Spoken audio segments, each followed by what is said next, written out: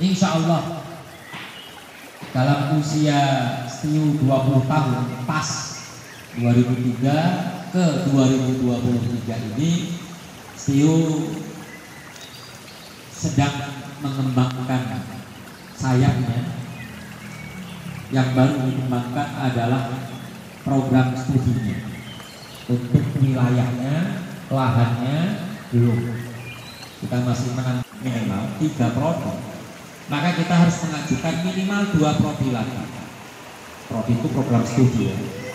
Tapi kalau 2 program studi saja yang kita ajukan, maka sekolah STIU-nya tetap namanya sekolah tinggi. Namanya STAI, Sekolah Tinggi Agama Islam. Maka sekalian supaya status institusinya itu berubah, tidak lagi sekolah tinggi tapi institut, ya, maka kita kemudian menambah 3 prodi lagi, sehingga insya Allah nanti kita memiliki 4 prodi. Dengan 4 prodi maka insya Allah kita sudah boleh merubah nama, bukan lagi sekolah tinggi ilmu usuluddin, bukan lagi sekolah tinggi agama Islam, tapi sudah Institut Darul Hikmah. Maka pekan depan ini kita sedang divisitasi oleh Kopertais. Itu sebagai langkah awal. Setelah divisitasi oleh Kopertais, baru kemudian kita ajukan borang, ya, permohonan, baru kemudian divisitasi oleh Kemenak. Setelah visitasi Kemenak terpenuhi semua syarat, maka barulah turun SK. Dalam perjalanan biasanya waktu yang dibutuhkan sampai turun ke SK itu sekitar 1 tahun, paling cepat 6 bulan. Kebetulan borang yang kita buat ini kita ada konsultannya, sehingga borangnya ini borang yang kira-kira bisa diterima. Karena kalau kemarin kita ngajukan prodi hadis, bikin sendiri borang kita itu banyak salahnya, ya kan? Sehingga udah hampir 1,5 tahun belum di proof, belum setujui. Ya, kata mereka yang sudah dimasukkan nggak bisa lagi dirubah. Nah, akhirnya kita bikin baru. Nah, mudah-mudahan tahun depan sudah bisa membuka S2. Nah, antum udah daftar S2 di luar kok, pindah lagi sini. Nah, sehingga kita bisa menuntaskan perkuliahan kita. Tapi memang perkuliahan yang paling mengesankan itu adalah PS1. Ustaz Ardiansyah juga merasakan S2 beda rasanya. Kekeluargaannya, keakrabannya, tukar-menukar pikirannya, itu sangat beda. Nuansa belajarnya, taksil ilminya itu sangat-sangat beda. Maka insya Allah saya juga merasakan bahwa kuliah di STIU itu berbeda dengan di kampus-kampus yang lain, dan itu juga dirasakan oleh para mahasiswa yang lainnya, bahwa taksil ilminya itu iya, sangat kuat, sangat kental, dan sangat luar biasa. Kemudian saya diberikan amanah untuk membidangi mahasiswa dan alumni, sehingga salah satu program kita adalah bagaimana alumni ini tidak keluar begitu saja tanpa ada operasi kegiatan. Kita terus jalin komunikasi di antara alumni kita, dan kampus juga masih membutuhkan alumni. Setiap akreditasi itu alumni pasti akan dimintai wawancara datanya. Saya alumni di Libya itu, waktu Libya dulu akreditasi, itu saya termasuk orang yang dipilih untuk diwawancarai, diminta datanya, kerja di mana, sebagai apa, dan seterusnya dan seterusnya. Sehingga nanti juga sama, para alumni seluruhnya yang jumlahnya itu sudah hampir 900 orang. Tahun ini insya Allah wisuda yang ke-8 sudah ada 144 wisudawan-wisudawati. Target kita 200 orang. Kalau 200 orang itu adalah wisuda terbesar sepanjang Stiudal Hikmah. Sebelumnya ada 160 pernah 163 pernah itu 163. Cuman itu gabungan 3 tahun terakhir 2019.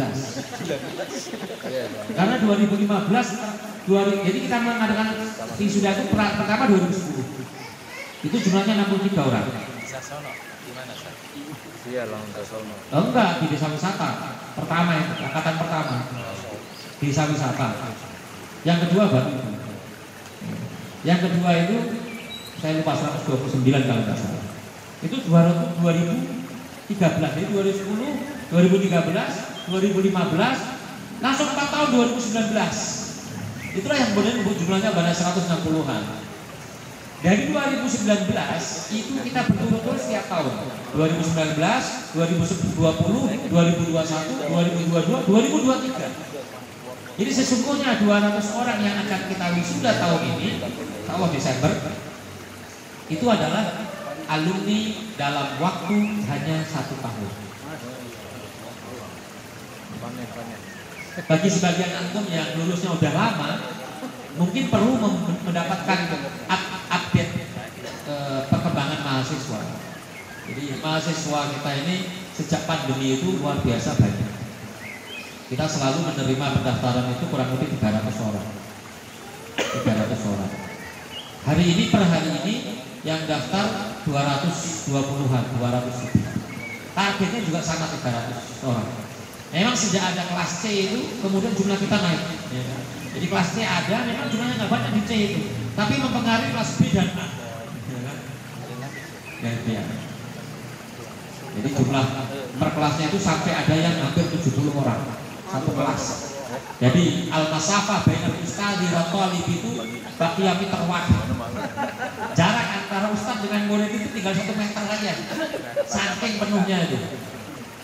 Itu khusus di kelas B Ikhwan dan kelas A Akhwat. Masya Allah. Sampai yang dulunya antum pakai untuk aula kegiatan bersama itu jadi kelas. Karena nggak ada kelas yang menampung gitu. Nah ini baru 1 prodi. Memang agak unik memang. 1 prodi, tempatnya terpencil. Terpencil sekali. Terpencil. Loh, angkot yang lewat kita itu mungkin sejam sekali tuh, kapan-kapan. Kalau jalan Komsen itu besar, tapi kalau jalan udah ke sini ini jalan kecil. Apalagi masuk gangnya, gang Arnin, ya kan? Simpangan motor sama mobil aja susah. Nah, itu perkembangannya. Ya, terlepas dari itu, kemudian kaitannya dengan alumni ini ya, kita sangat mengharapkan kepada para alumni untuk memberikan sumbangsih ya, kepada alma mater. Saya kira hampir semua kampus itu ada, karena memang dalam kebutuhan akreditasi itu alumni juga dilibatkan. Jadi pelibatan alumni itu apa? Misalnya kegiatan alumni ada enggak? Kegiatan alumni ada enggak? Sumbangsih alumni terhadap kampus itu ada enggak, baik pemikiran ataupun material ada enggak? Itu ada. Kemudian alumni kita itu kerjanya gimana? Sebenarnya kerja di luar jurusan itu enggak menaikkan nilai. Yang menaikkan nilai adalah kalau antum jadi kiai, jadi guru Quran, jadi guru ya, guru agama itu itu. Karena linear. Tapi bekerja di luar jurusan itu bukan tidak punya nilai tapi kecil, lebih tinggi daripada pengangguran. Karena pengangguran juga dihitung. Siap. Jadi ini pertanyaan begini, berapa lama jarak antara mendapatkan pekerjaan dengan waktu lulus? Itu ada. Berarti 0 tahun. Kalau udah kerja lulus itu berarti 0 tahun. Nah itu nilai paling tinggi itu. Jadi belum lulus aja udah dikasih kerja. Itu tinggi sekali itu nilainya. Tapi kalau kemudian ada waktu jarak jangka, berjarak misalnya 1 tahun baru diterima bekerja, nah itu jarak itu mempengaruhi nilai. Semakin cepat, semakin dekat itu semakin tinggi nilai. Nah yang nganggur sebenarnya itu kurang nilai, itu yang nganggur tuh. Karena akan mempengaruhi prosentase, ya kan? Prosentase. Jadi itu akan dibutuhkan dari para alumni. Nah kalau alumni nggak punya organisasinya, nggak punya institusinya, lembaganya, maka sangat sulit kita untuk menangani sendiri. Apalagi alumni kita sangat banyak. Alumni yang biasanya dilibatkan dalam akreditasi itu adalah 5 tahun terakhir. Yang ditanya itu 5 tahun terakhir. Yang di atas, jadi kalau misalnya 2023 itu adalah akreditasinya, maka berarti yang lulusan tahun 2019 atau 2018 itu yang diikut sertakan dalam survei ini. Yang sebelum-sebelumnya ya untuk akreditasi sebelumnya. Jadi kegiatan alumni pun, kalau kegiatan alumni ini bebas apa saja itu harus ada. Nah kita pernah menggulirkan tahun ini ya, ini alat Pak Sudi, silakan pesan minum Pak. Silakan pesan minum. Nanti makannya siang kita pesankan lagi. Nah, sekarang minum sama snack aja dulu. Nggak pada kenal, udah pada tua-tua semua. Nah ini kenalannya satu tuh, Pak Dadan tuh. Oh, ini cocok jadi mahir ya. Mahir saya. Oke ya.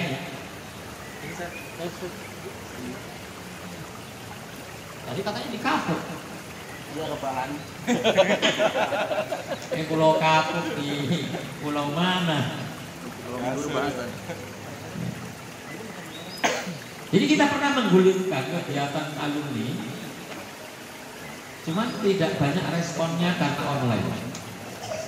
Masih ingat nggak di bulan Ramadan kemarin itu ada kegiatan alumni. Ramadan kemarin itu kegiatan alumninya adalah seminar Palestina yang isi ustadzah dari Palestina.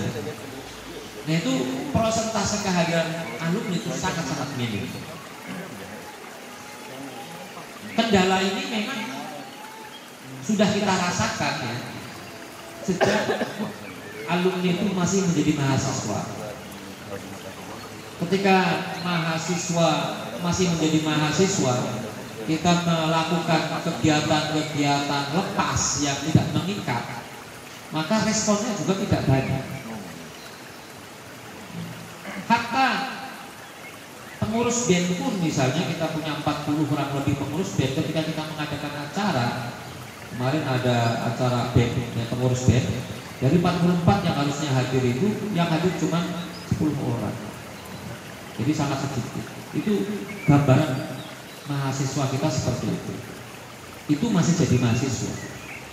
Ketika jadi alumni tambah berkurang lagi karena ditambah dengan kesibukan mereka.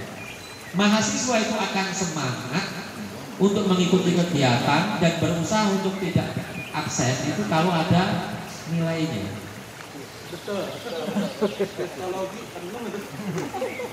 Mari kita menyelenggarakan kristologi sama civic education penuh sampai keluar. Jadi kapasitas aula di Yapik itu sampai nggak muat, yang hadir sekitar 420 orang. 420 orang itu hanya semester 3 dan semester 5 saja. Tidak semua mahasiswa. 3 dan 5 saja itu sudah nggak muat. Kenapa? Ada nilainya. Kemarin bulan apa itu? Tahun lalu lah, ya, bulan tahun 2022 bulan Juli, saya menyelenggarakan daurah yang juga wajib. Daurah syariah. Nanti juga pernah ikut semuanya. Kalau dulu kan gratis, sekarang bayar. Bayarnya 250.000 lagi. Ya, yang di puncak. Itu sebagian antum ada yang di Sentul dulu. Siapa tuh yang di Sentul angkatan berapa? Yang seharian kadang kita waktu kita baru punya masjid itu yang hadir 450 orang. Coba kalau seandainya tidak kita wajibkan, tidak ada nilainya, ya paling berapa yang hadir? Nggak mau aja. Jadi itu gambaran, itu akan terus kemudian berlangsung sampai ketika dia menjadi alumni. Maka kita tidak menginginkan kondisi seperti ini berlangsung terus sampai alumni. Kita ingin alumni ini punya gerakan, punya gebrakan, ya, punya kontribusi. Memang tidak ada yang bisa diharapkan apa-apa dari kegiatan alumni. Kalau di kampus-kampus yang lain, pengurus atau kepengurusan alumni, keaktifan di alumni itu bisa menjadi nilai sendiri. Misalnya ketika dia bekerja, salah satu yang dinilai adalah keterlibatan di alumni. Dia menjabat sebagai apa? Apalagi kampus-kampus besar. Itu keaktifan di alumni, misalnya iluni. Orang yang terlibat dan aktif di iluni pasti nilainya besar. Mudah cari pekerjaan, gajinya pun bisa bergaya. Nah, tentu kita tidak sampai kepada posisi semacam itu karena mereka tidak melihat kampus kita. Maka sebagaimana kita ketika menjadi mahasiswa kita ingin melakukan segala kebaikan-kebaikan ini kita dasari atas dasar ibadah. Nah, ini yang menjadi berat, menjadi berat. Ibadah kebaikan bersifat sosial itu tidak banyak orang yang yang memiliki kepedulian. Karena orang itu memang orang seperti itu dipilih oleh Allah. Dipilih oleh Allah. Karena ada hadisnya juga. Gimana hadisnya itu? Sesungguhnya Allah Subhanahu wa taala itu memiliki orang-orang khusus yang akan membantu saudaranya. Jadi peduli membantu saudaranya itu innalillah, ya, khososin Allah itu punya orang-orang khusus yang memang dipilih oleh Allah untuk memiliki kepedulian. Jadi tidak sembarang orang, tidak semua orang. Nah, itu yang ingin kita gambarkan. Di antara beberapa kegiatan yang perlu kita sampaikan adalah dulu juga pernah kita adakan kajian alumni. Lumayan ya, walaupun yang datang 80% ibu-ibu. Kita pernah menyelenggarakan di kampus, ya. Pernah yang isi satu atabi, ya kan? Berapa kali 3 atau 4 kali itu menyelenggarakan. Nah, itu kemudian seiring dengan pandemi itu kemudian tidak lagi dilaksanakan. Nah, kita ingin alumni ini punya kegiatan. Salah satu bentuk kegiatannya tadi bisa mengadakan kajian. Walaupun lalu tadi kita laksanakan misalnya 1 semester sekali, 1 semester 2 kali misalnya. Bisa offline, bisa online. Ya. Online lebih mudah, ya, tapi komitmennya untuk mendapatkan ilmu itu kecil. Tapi kalau offline itu menunjukkan sudah kesungguhan untuk hadir. Kita juga memahami bahwa mahasiswa alumni kita ini sibuk-sibuk, sudah bekerja, sudah punya keluarga, kemudian tidak sedikit di antara mereka yang rumahnya jauh, ya. Sehingga belum bisa terfasilitasi kalau offline. Tapi nggak apa-apa, kita memanfaatkan yang dekat-dekat saja, ya. Itu pengajian. Yang kedua, kalau seandainya kita mau mabit misalnya, mabit bisa juga. Mabit, kita bikin program seperti daurah, ya. Kita juga bisa bikin bareng daurah itu. Jadi dengan tempat yang berbeda, wilayah yang berbeda, satu mahasiswa, satu alumni, nanti pembicaranya bisa sama. Ya, sekali berbicara di mahasiswa, sekali bicara di alumni dengan tema yang berbeda. Sehingga ustadznya juga tidak 2 kali datang. Tempatnya yang berbeda, yang lebih bagus. Kalau mahasiswanya kelas mahasiswa kan beda dengan kelas alumni. Jadi yang bagusan. Kalau satu orang dengan makan 3 kali dan penginapan itu bisa 350.000 di daerah Cipetak itu yang dulu kita pernah pakai. Kalau Vilara itu kan 250, itu ada dekat situ nggak jauh dari situ, itu 350.000. Nah, saya kira bisa kalau setahun kita rencanakan mabit alumni, kalau membawa keluarga tinggal hitung 1 kamar sendirian berarti.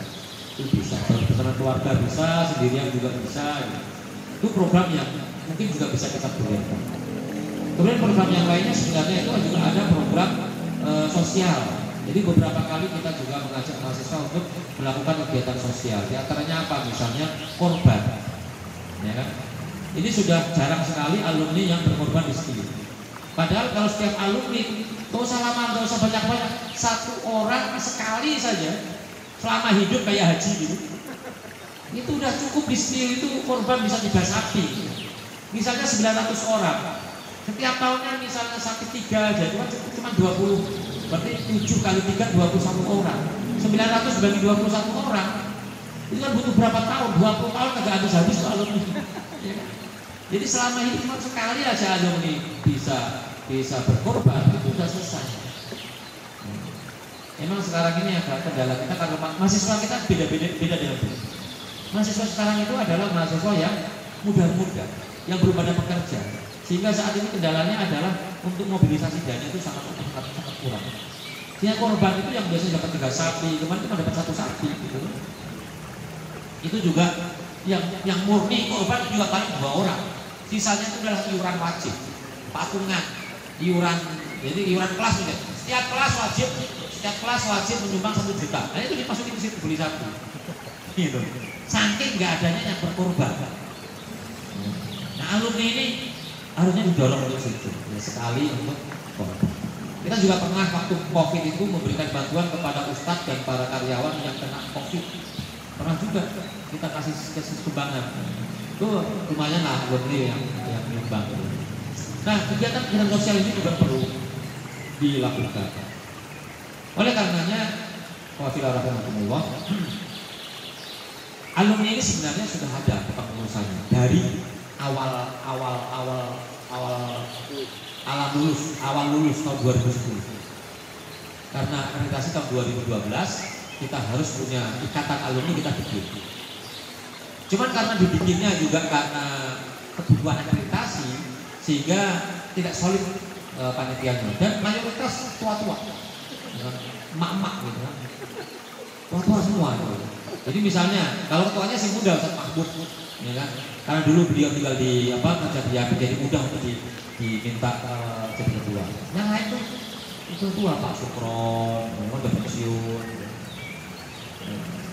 Yang muda itu sedikit. Nah sekarang pergeseran itu harus kita lakukan ya. Jadi sudah tahun 2010 lulus sampai sekarang berarti kan sudah 13 tahun. Jadi hampir tidak ada kegiatan alumni yang diselenggarakan oleh pengurus alumni. Kalau ada kegiatan alumni itu penyelenggaranya saya. Oleh karenanya nanti bisa mandiri, kita berikan arahan saja, kegiatan alumni ini bisa dilaksanakan. Nah, jadi pengurusnya sudah ada. Maka sebenarnya pertemuan ini adalah dalam rangka untuk meremajakan kepengurusan yang sudah ada. Dan kepengurusan yang lama itu nggak ada yang ada sama sekali hari ini, gitu kan? Ya, mungkin mereka juga nggak tahu apakah saya alumni bukan saya pengurus bukan sih gitu kan? Dan saya kan nggak tahu gitu kan? Udah lupa. Padahal udah saya pernah share tuh, ya kan, orang nama-nama pernah saya share. Nah ini kita mau remajakan. Nanti hari ini kita ingin sudah ada rumusan ya, siapa yang menjadi pengurus. Yang seperti yang saya edarkan Google Form itu udah ada pilihan pengen jadi apa. Tapi ternyata mayoritas itu milih apa? Milih lainnya. Karena lainnya itu bukan bidang gitu kan. Lainnya itu bidang. Jadi orang bidang dengan itu. Ya kan? Bagian ada opsi itu sih. Karena nanti saya ingin mencari opsi tambahan. Barangkali ada bidang yang diperlukan apa? Akan masukan dari alumni apa? Misalnya kepanduan diperlukan misalnya kan? Kita nggak tahu kan? Seksi dana, seksi dana. Dana bisa di bawah bendahara. Bisa. Sosial udah ada. Dana untuk apa sosial? Boleh juga. Nah, saya juga udah saya tulis masuk bidang fundraising. Udah ada sebenarnya. Tapi fundraising itu jangan berdiri sendiri, karena biasanya bentrok dengan bendahara. Sebaiknya dia di bawah bendahara. Jadi bidang tapi di bawah bendahara. Karena bendahara nanti dia nyari sendiri, fundraising nyari sendiri. Fundraising itu sudah sampai pas 1 saya coret lagi. Kalau saya ganti lain-lain tadi itu, malah banyak di situ. Nah kita bisa lihat bagaimana antusiasme alumni. Ya kan? Misalnya kita minta masuk ke dalam grup, antum lihat berapa orang yang ada di grup. Kan nggak banyak. Padahal alumni sudah ada 900 orang.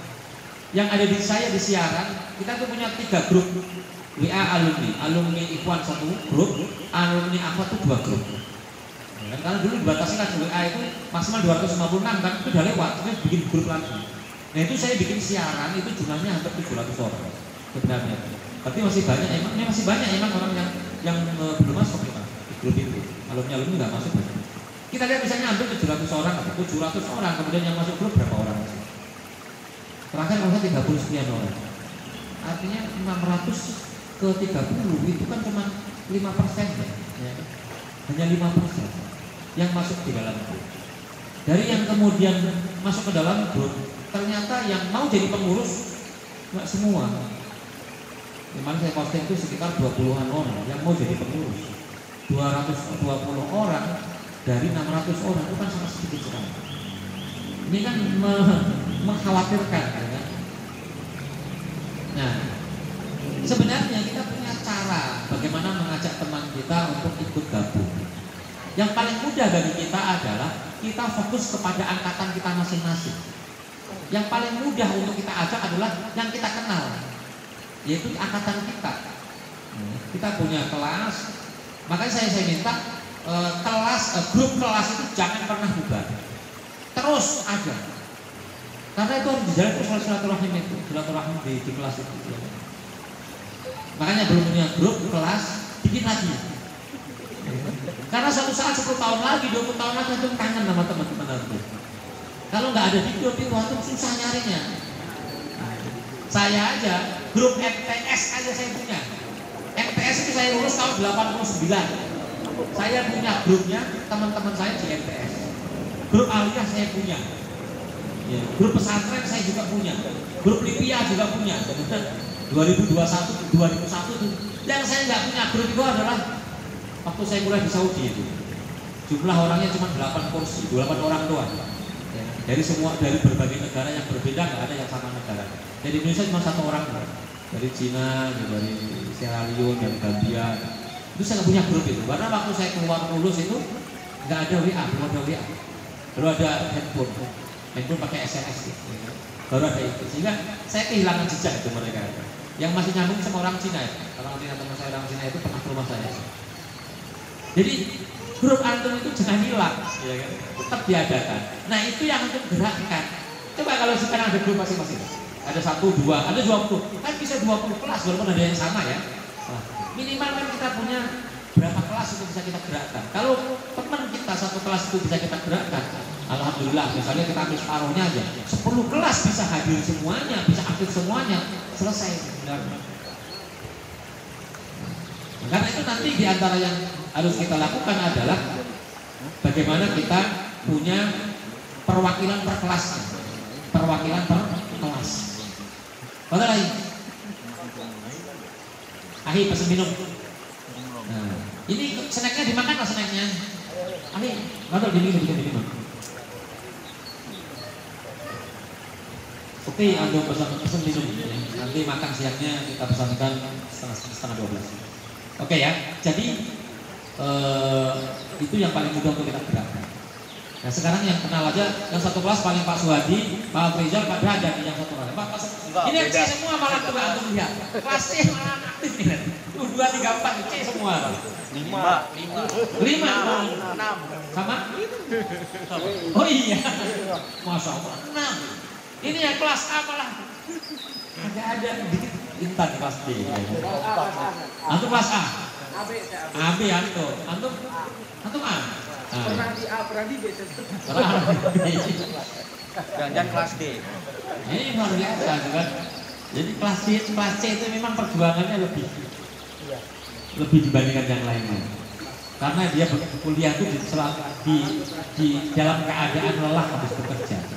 Udah begitu kuliahnya membosankan. 3 jam usahanya sama. Wih, itu terus 3 jam ya Pak. Jangankan aku kira dosen gak bosen. Saya pernah ngajar pasti aja sekali doang ya, bosen. Agak kuat. Ustaz. Saya ngajar sekali doang tuh kelas C itu. Angkatan kedua saja ya, kelas angkatan yang kedua. Siapa tahu angkatan kedua?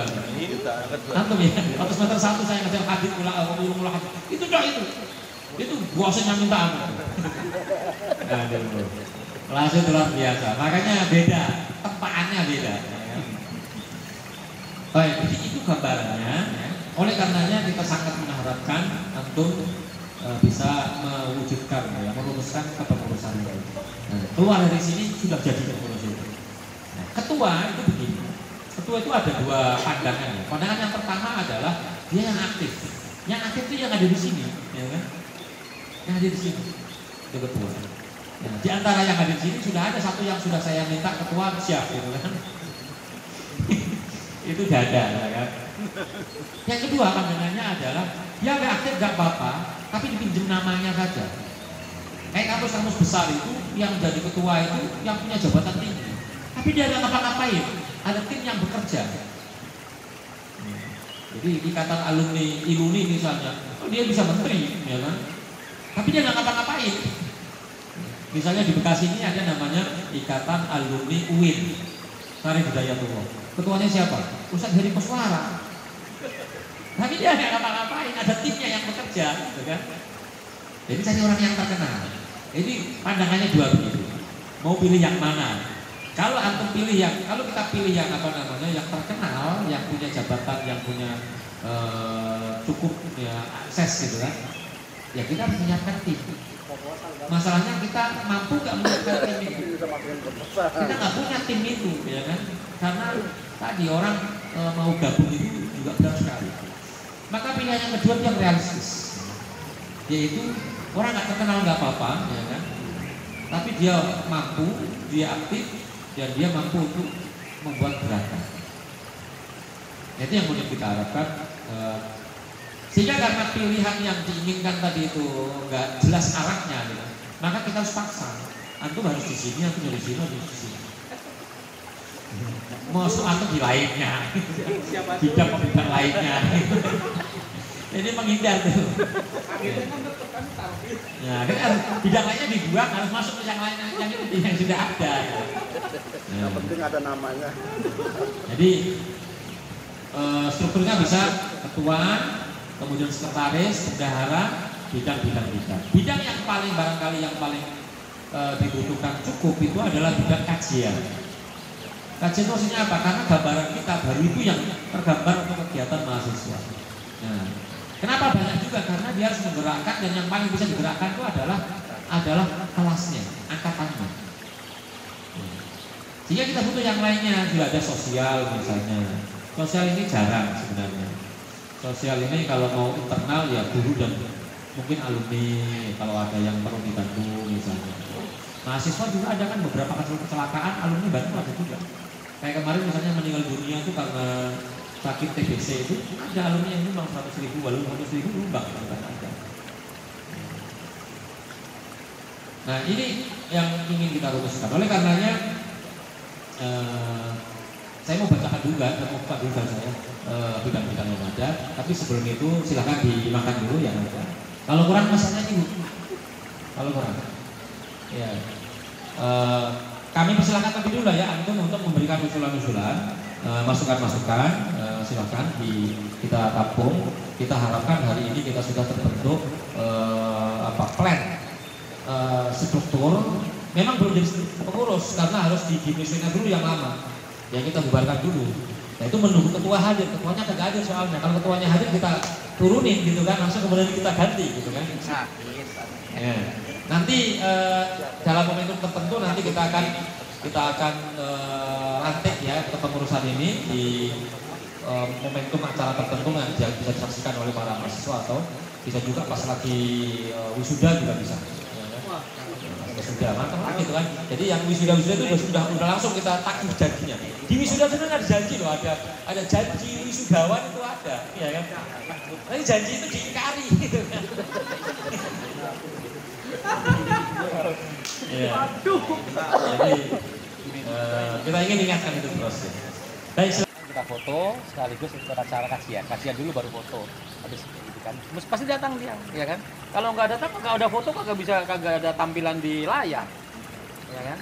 Itu deh momentumnya. Jadi paling kan 144 orang datang, ya kan? Sudah banyak. Bisa juga ibadah Ikatan? itu ikatan pengurus alumni yang cuma 4.